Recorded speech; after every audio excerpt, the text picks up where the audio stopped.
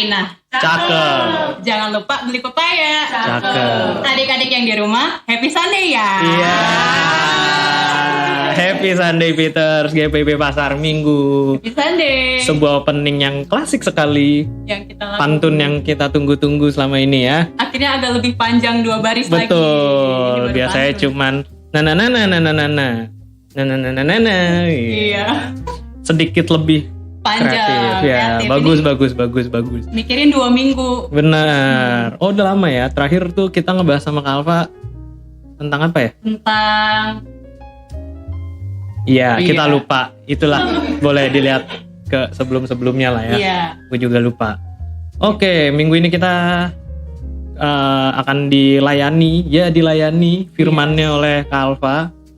Ya, Iya Kak. semoga bisa mengerti apa yang Kak Alfa sampaikan. Amin. Semoga saya juga bisa mengerti apa yang Kak Alfa sampaikan. Amin. Semoga Bisa bercanda. Oke, sebelum kita mulai teman-teman, aku ingatkan kembali Iya, ya, kita ingatkan lagi. ingatkan kembali, siapkan Alkitabnya, Kita siapkan posisi terbaik untuk beribadah. Posisi terbaiknya tuh bukan posisi Tiduran, nyaman tiduran sambil ada piring atau cemilan, bukan, karena ini bukan konten YouTube ya, bukan konten prank-prankan ya, bukan konten podcast di YouTube, Iya. bukan Yang asal kita dengar doang, kita enggak. bukan podcastnya Om Deddy, jadi nggak bisa ditonton sambil makan. Tapi ini kita konteksnya beribadah ya. Iya. Jadi siapkan Alkitabnya, siapkan hati, pikiran, dan dirinya untuk menerima firman hari ini. Oke, kalau gitu sebelum kita mulai, Kak Alfa boleh buka dalam doa? Nah, betul. Adik-adik dan kakak-kakak sekalian, mari kita bersatu di dalam doa. Allah Bapa kami yang bertata dalam kerajaan surga, terima kasih ya Tuhan karena kasih-Mu ya Tuhan kepada kami. Engkau telah menyertai kami ya Tuhan di sepanjang minggu kami ini. Mulai dari hari Senin hingga pada hari ini ya Tuhan kami datang. Kami ingin mendengarkan sebagian dari firman-Mu ya Tuhan. Kiranya Engkau memberkati hati dan pikiran kami. Siapkan diri kami ya Tuhan.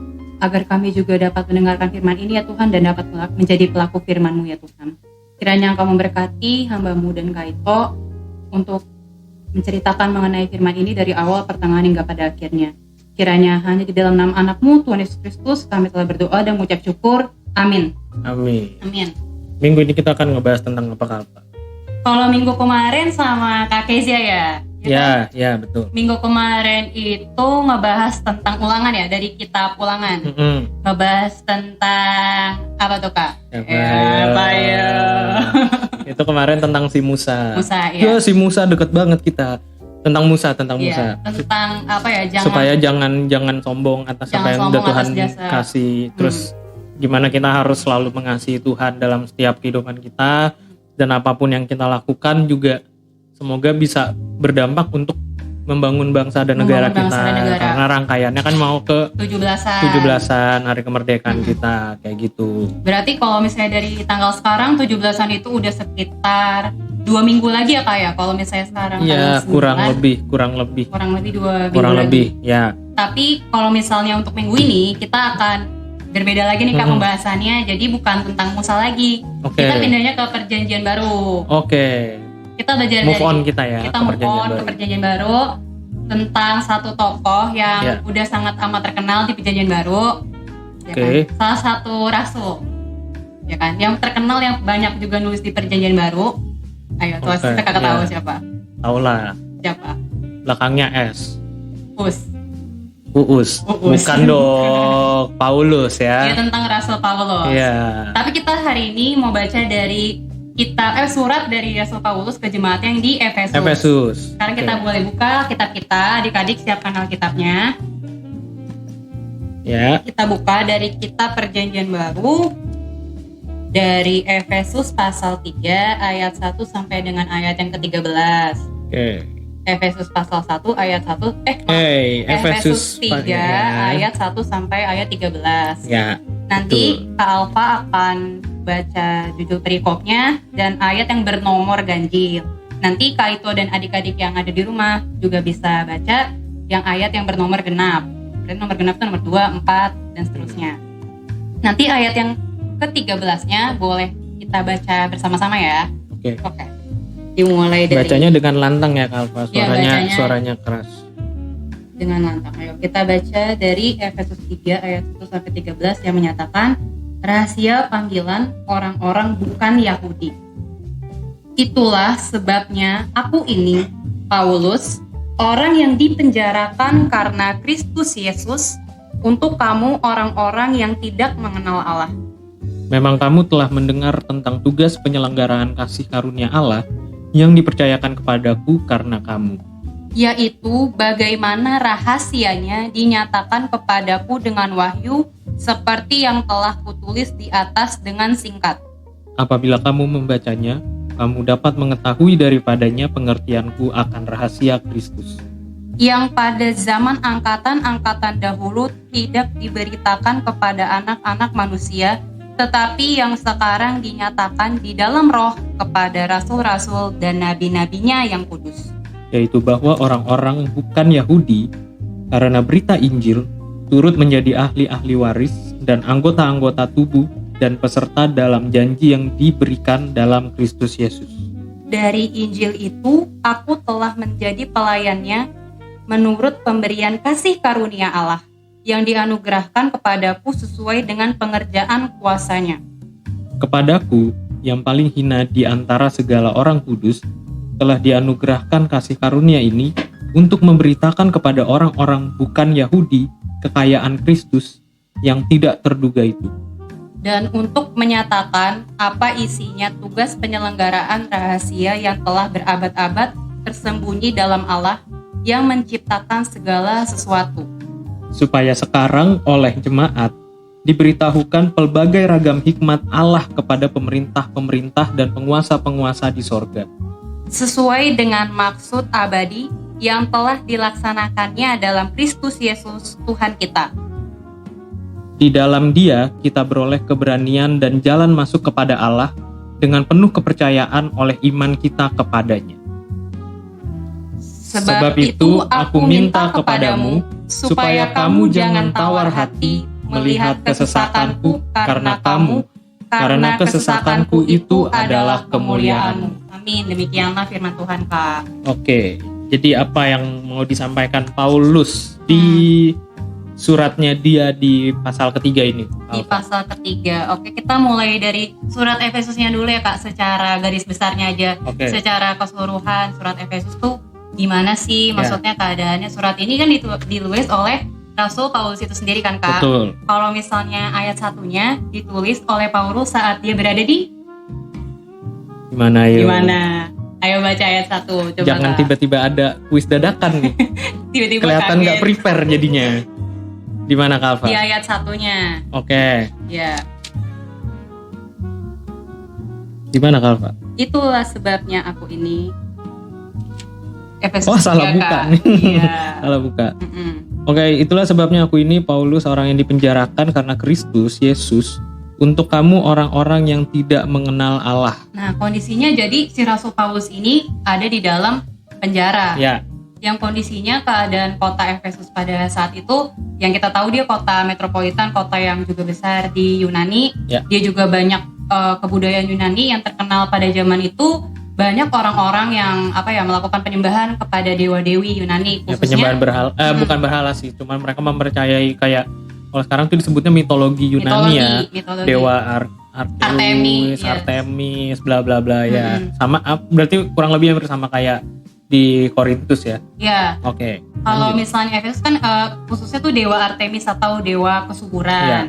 Nah, si yang udah kita baca ini, si kota Efesus ini sebenarnya udah mendapatkan istilahnya kayak pengajaran, udah tahu sedikit tentang pengajaran tentang pemberitaan firman Tuhan, tapi masih ada dari mereka orang-orang yang Yahudi yang menunjukkan sifat keyahudian mereka gitu. Jadi kayak masih menganggap gue orang Yahudi gitu, dan kayak kurang mementingkan orang-orang yang non Yahudi. Dan si Paulus ini kita udah tahu dong, Kak, sejarah panjangnya Paulus. Selain kalau misalnya di ayat ini Paulus itu adalah rasul Tuhan, rasul lalu pokoknya yang memberitakan firman Tuhan. Ya, penginjil lah penginjil ya. Yang dia terkenal banget. Kalau misalnya kita tarik garis ke belakang, si Paulus itu dulu siapa, Kak? Saulus. Iya benar. Dinosaurus. Dinosaurus. Ya. Saulus, dia pembunuh orang Kristen ya. Dulu Paulus sebelum bertobat namanya Saulus. Dan bukan pekerjaan ya, tapi tugas dia adalah mencari, mengejar orang-orang Kristen, pengikut-pengikut Kristen, pengikut-pengikut Kristus untuk kasarnya untuk dibunuh ya. Seperti itu. Akhirnya dia bertobat. Yes. Kita bisa baca dulu di Kisah Para Rasul 22. Ayat Kisah Para Rasul 22 ayat 3 sampai ayat 3 sampai ayat 4. Ya, bukan tanggal ya, Alfa. Oke, Kak. Hari ini tanggal berapa? Tanggal 9. Iya, oke. Iya. Boleh. Pasalnya 22 ya. Iya, Kisah Para Rasul pasal 22 ayat 3 sampai ayat 4. Siapa yang mau baca? Alfa. Itu. Oh, oke. Biar nggak gabut ya. Oke, Kisah Para Rasul 22 ayat 3 sampai dengan yang keempat. Aku adalah orang Yahudi, lahir di Tarsus, di tanah Kilikia, tetapi dibesarkan di kota ini.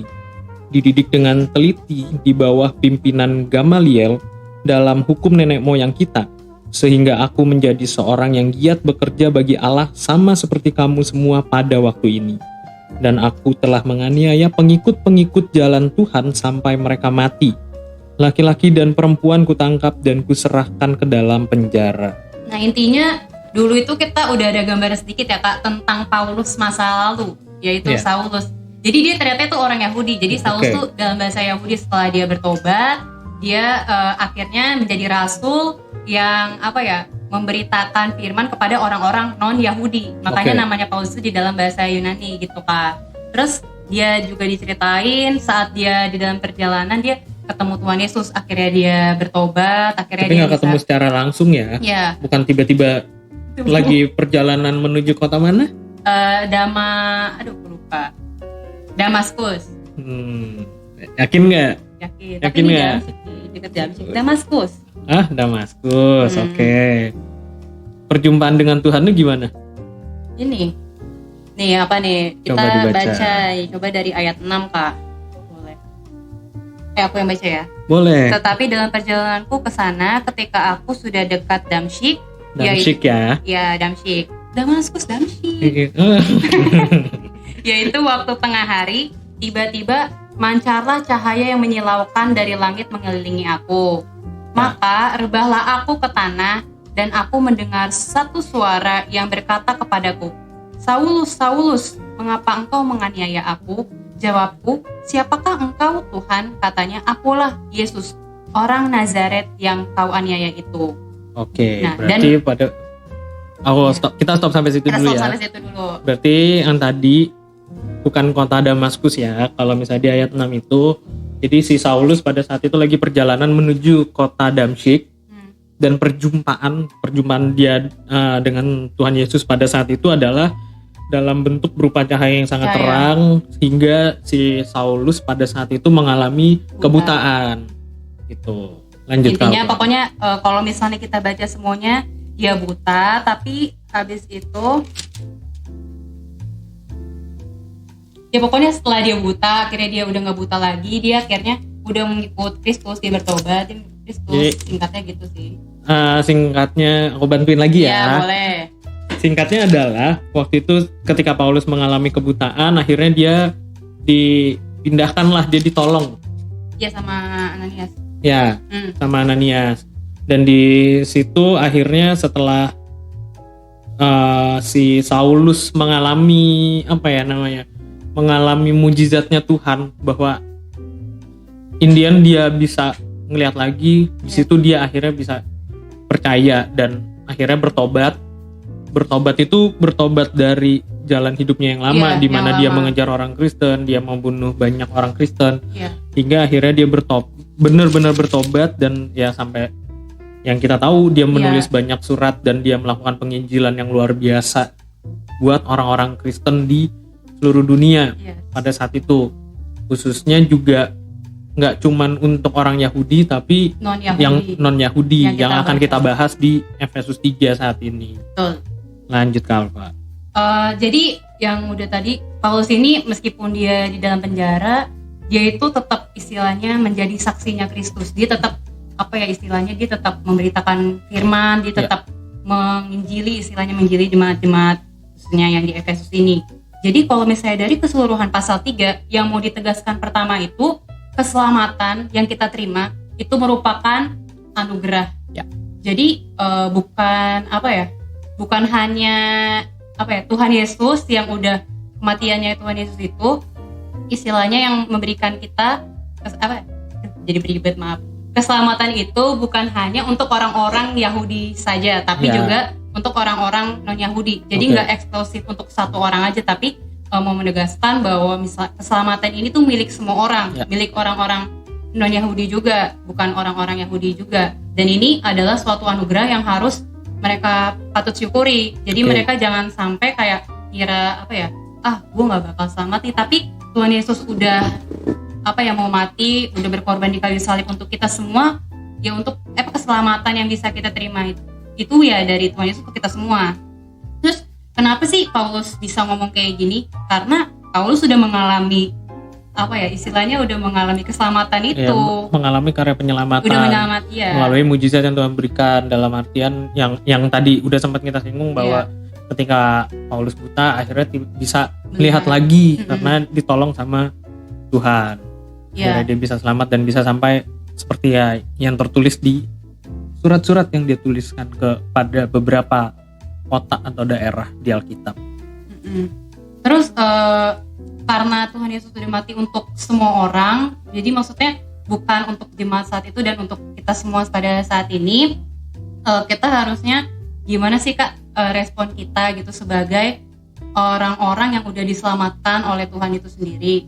Kan kalau misalnya si Paulus ini dia istilahnya orang yang mendapatkan panggilan dari Tuhan, ya kan? Yeah.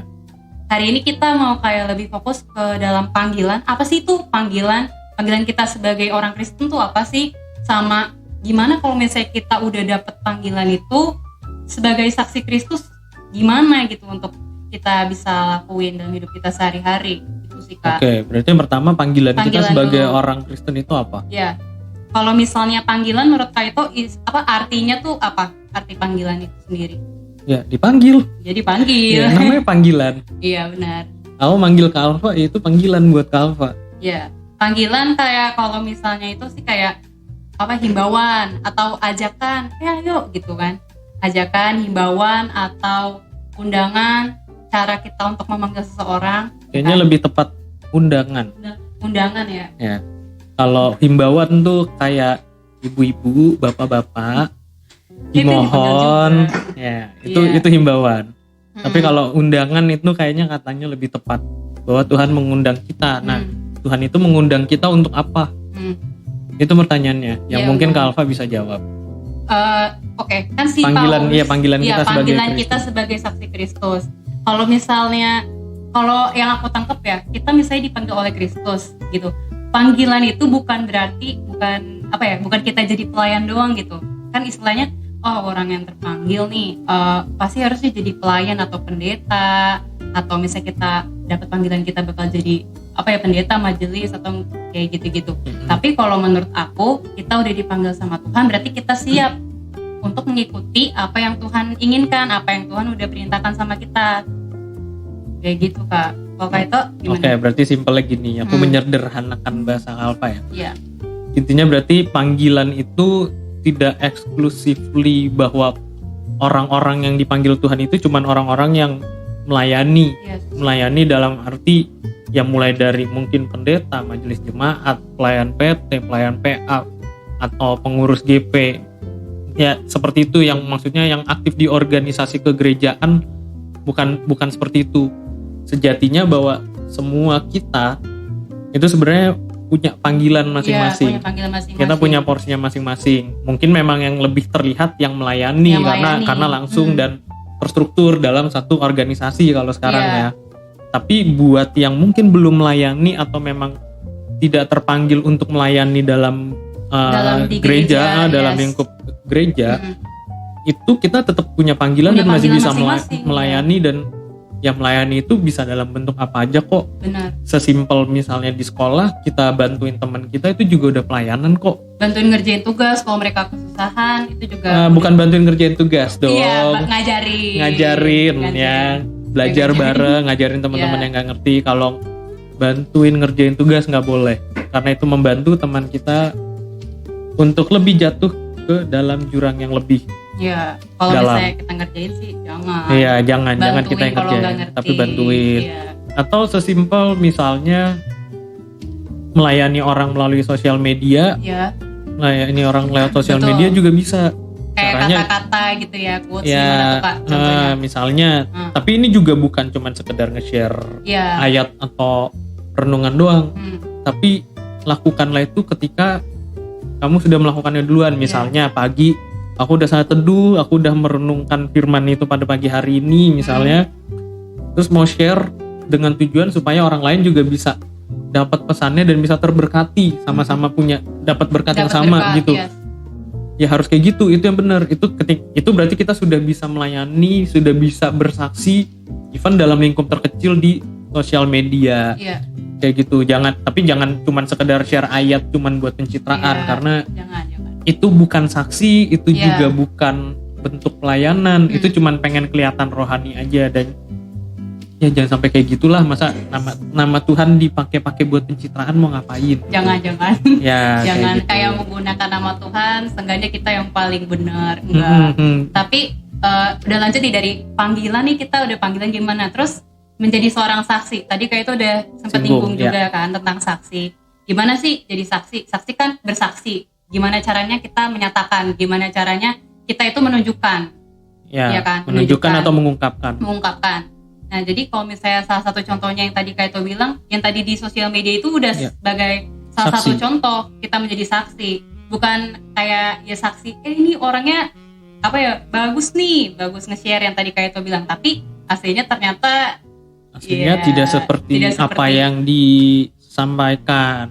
Nah, itu juga makanya di beberapa ayat Alkitab juga nanti teman-teman boleh cari bahwa berkali-kali dibilang bahwa jangan pernah bersaksi dusta, jangan menjadi saksi-saksi palsu, karena akan lebih gampang orang menjadi saksi palsu dibandingkan bersaksi dengan sebenar-benar. Ya, bahasa sehari-harinya akan lebih gampang ngebohongin orang daripada kita jujur dengan apa yang kita alami dan kita bagikan ke orang lain. Nah, dan menjadi saksi juga sebenarnya itu bukan kalau aku dibilang susah banget enggak, tapi bisa. Dibilang gampang banget juga enggak juga. Iya. Karena mungkin part tersulit kalau menurut aku pribadi ya, part tersulit untuk menjadi seorang saksi Kristus adalah ketika kita mau bersaksi tentang kebaikan Tuhan, ketika kita mau ngomongin banyak hal tentang Tuhan, otomatis kita harus punya relasi atau hubungan pribadi dengan Tuhan. Kita harus kenal dulu siapa sosok Tuhan kita, siapa sosok yang mau kita jadikan bahan kita untuk bersaksi. Karena kalau kita nggak kenal, tapi tiba-tiba kita bisa bilang Tuhan begini, Tuhan begitu, Tuhan begini, Tuhan begitu, apa ya bisa? Atau mungkin bisa, tapi dengan depannya karena cuma dengar dari orang, iya Tuhan tuh baik loh, bla bla bla. Tapi kita nggak ngalamin sendiri bahwa Tuhan itu baik. Gimana cara kita bersaksi? Paling kita cuma bisa bilang, katanya Tuhan tuh baik loh. Cuma kan katanya. Baru katanya, tapi tidak mengalami secara sendiri. Langsung gitu. Nah itu dia, hubungan pribadi dengan Tuhan adalah, kalau menurut aku pribadi nih ya, itu adalah modal dasar kita sebagai seorang Kristen untuk bisa menjadi saksi. Nah, kita bersaksi tentang apa? Tentang keselamatan yang udah diberikan oleh Allah, ya Tuhan Allah melalui kematian Tuhan Yesus Kristus. Karena itu adalah kemarin ya, kalau bahasanya Kak George itu rahasia penyelamatan Allah. Betul nggak Kak George? Rahasia penyelamatan Allah ya. Betul. Ya, kita orang yang dipanggil, sama Tuhan, kita yang memang mau menerima panggilan sebagai saksi, berarti kita juga adalah orang-orang yang sudah merasakan dan mengambil bagian dalam rahasia penyelamatan Allah. Tuhan Yesus memang sudah mati, tapi karyanya mati di kayu salib ya pada saat itu. Tapi karya penyelamatan Tuhan Allah itu nggak berhenti sampai situ. itulah tugas-tugas kita sebagai orang-orang yang dipanggil untuk ambil bagian dalam karya Tuhan untuk menyelamatkan orang-orang yang mungkin belum bisa Tuhan gapai saat ini. Melalui kita, melalui kebaikan kita, melalui setiap ucapan kita tentang Tuhan, melalui kesaksian kita tentang Tuhan, sehingga pada akhirnya orang akan mengerti, oh ternyata Tuhan Allah itu sosok yang seperti ini.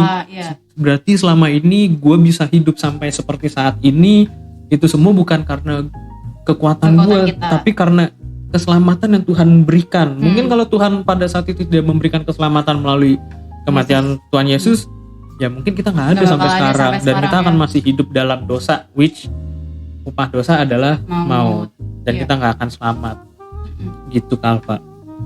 Bener sih, tadi Kak Ito udah sempat sharing banyak, tapi menurut aku penting sih untuk kita semua, meskipun nggak ada yang sempurna ya Kak, kita manusia pasti kita berbuat dosa, tapi kita pasti juga, kenapa sih kita harus bersaksi sebenarnya? Ya karena Tuhan Yesus yang tadi udah menyelamatkan kita udah dapat keselamatan yang anugerah tadi itu dari Tuhan secara cuma-cuma, bukan buat satu orang tertentu, tapi untuk kita, untuk semuanya, baik orang yang sudah percaya ataupun yang belum percaya ya.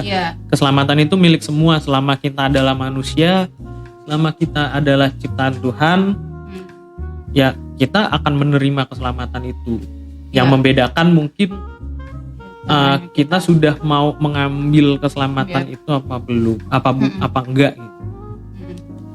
Ya benar juga tadi kan Kak itu udah sempat bilang juga sebagai saksi ya, kalau misalnya untuk melihat kita sebagai anak Tuhan Yesus nih, kita kan istilahnya penampilannya nih Kristen, maksudnya kita orang Kristen, otomatis kan kita bersaksi untuk diri kita sendiri, dan pasti mereka akan melihat, oh orang Kristen, terus nanti mereka juga pasti bakal lihat, oh kayak gini ya kelakuannya ya, oh kayak gini ya, pasti kayak itu mereka udah punya pemikiran kayak, oh Tuhannya kayak gini nih. Kalau misalnya kita salah sedikit aja karena kita minoritas juga ya kan di negara ini, ya pasti kayak dikit aja tindakan kita yang salah, orang udah mulai kayak ngelihat, mungkin ada yang sensitif seperti itu Kak, kayak benar-benar ngeliatin perbuatan kita. Jadi ya sebagai orang Kristen, kita yang udah menerima keselamatan, berusaha yang terbaik sih Kak, meskipun susah, tapi seenggaknya kita berbuat baik kepada orang lain, sekedar senyum, sekedar ramah terhadap orang lain. Menurut aku udah bersaksi. Jadi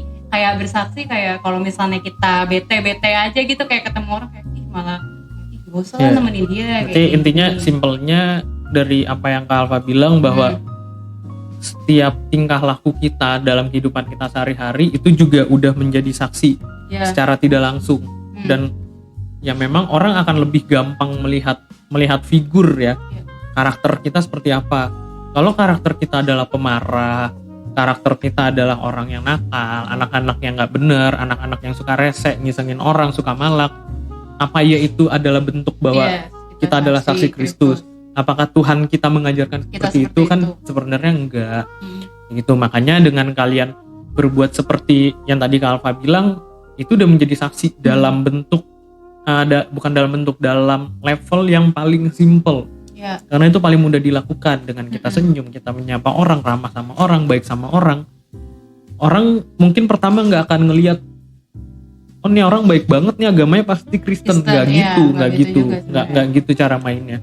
Tapi at least dengan kita berbuat baik, itu akan mengundang orang untuk dalam tanda kutip tertarik untuk, kok dia bisa ya sebaik ini, kok bisa ya dia murah senyum, kok dia bisa ya mau nolongin orang dengan mudahnya. Siapa sih yang ngajarin? Orang pasti akan cari tahu kayak gitu. Dan itu udah jadi saksi ketika orang itu akhirnya tahu, oh ternyata dia adalah seorang anak Tuhan nih, seorang anak dengan iman Kristen, dan dia menerapkan apa yang diajarkan dalam kehidupan sehari-hari. Orang akan respect dengan itu. Itu lanjut Kalpa. Lanjut lagi, ada lagi nih yang aku main tertarik balik sama ayatnya nih di Efesus ini.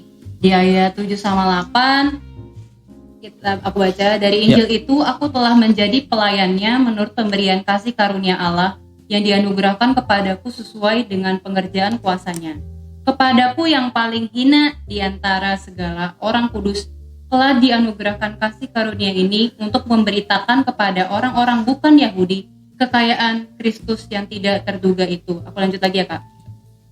Dan untuk menyatakan apa isinya tugas penyelenggaraan rahasia yang telah berabad-abad tersembunyi dalam Allah yang menciptakan segala sesuatu, supaya sekarang oleh jemaat diberitahukan berbagai ragam hikmat Allah kepada pemerintah-pemerintah dan penguasa-penguasa di sorga sesuai dengan maksud abadi yang telah dilaksanakannya dalam Kristus Yesus Tuhan kita. Jadi si Paulus ini ya meskipun dia emang dia yang udah dia ngerasa hina yang tadi udah kita jelasin, maksudnya udah kita bahas secara panjang lebar, yang dia merasa dirinya hina kayak gini, tapi dia masih merasakan itu tadi anugerah Tuhan, kasih karunia Tuhan itu sendiri. Kita juga manusia, kita berdosa, tapi harusnya kita bisa bersyukur dengan apa yang udah Tuhan kasih sama kita, dengan kasih karunia yang udah Tuhan berikan kepada kita. Dan kita juga kita bisa minta kekuatan sama Tuhan. Tuhan yang akan memberikan kita, kalau di ayat 12, memberikan kita keberanian. Pasti Tuhan akan memampukan kita kalau misalnya kita memiliki iman. Yang tadi kayak itu udah gimana sih punya iman, punya hubungan dan relasi yang kuat sama Tuhan. Dan Paulus juga bilang kepada orang-orang bukan Yahudi, jangan tawar hati, jangan mudah putus asa, jangan mudah menyerah, jangan mudah putus asa dan menyerah sama keadaan yang ada saat ini, karena kesesakanku itu adalah kemuliaanmu.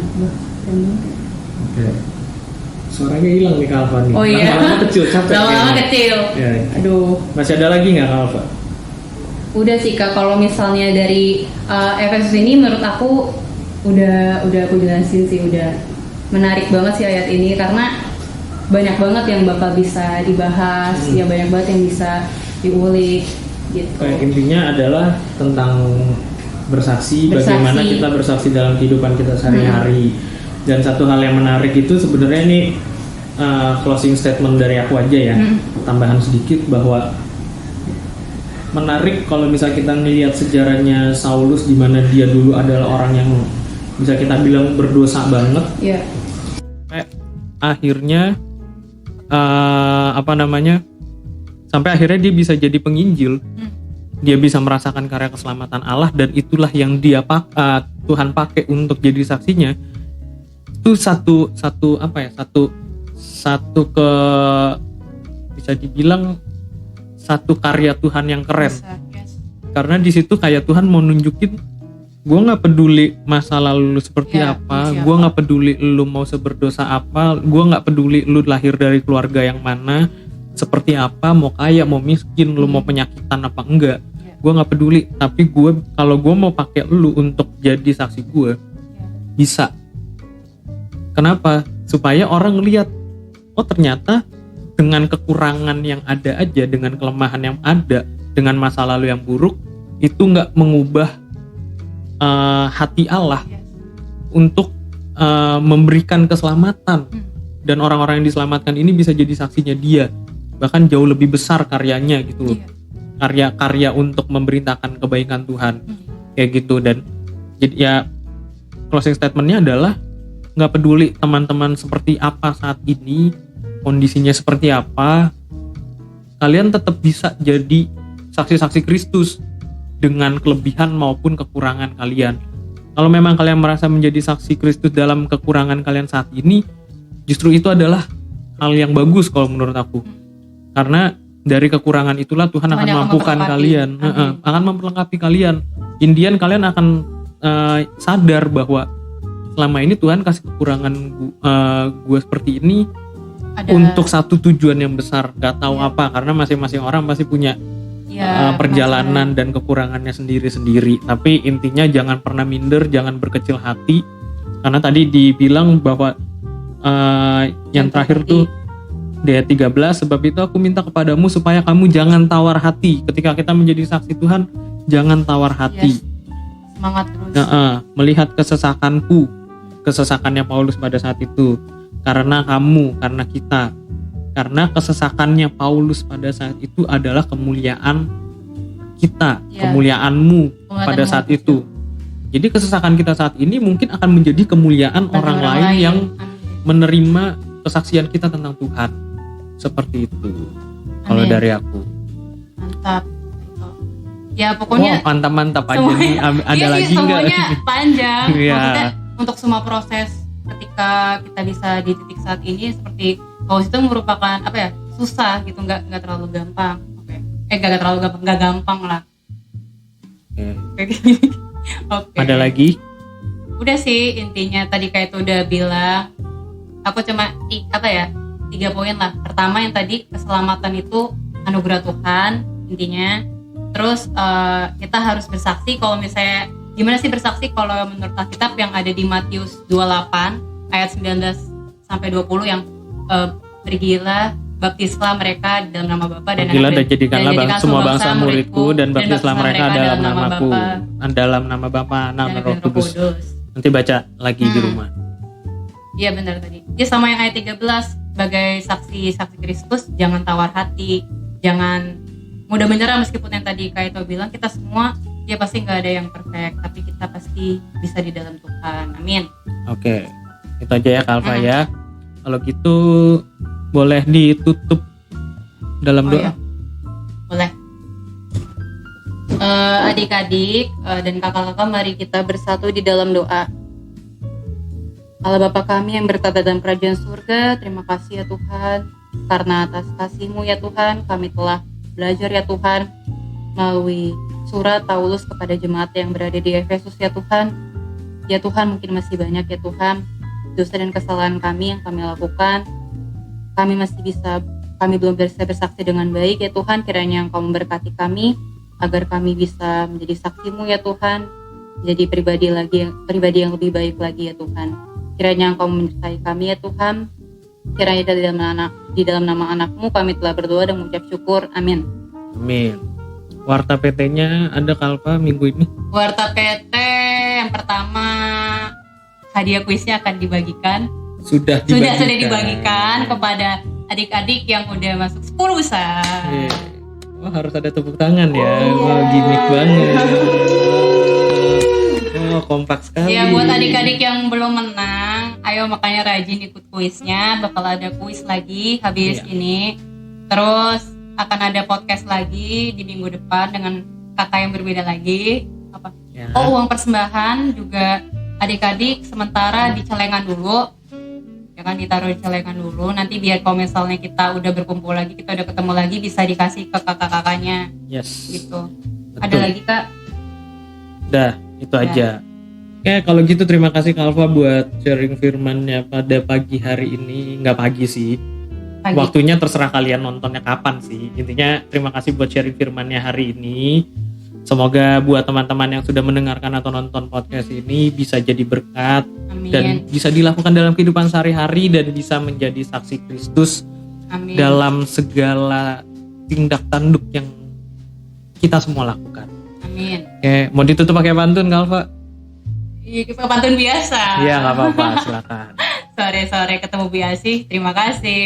Oke, terima kasih semuanya. Have a blessed week and God bless you. Weekend.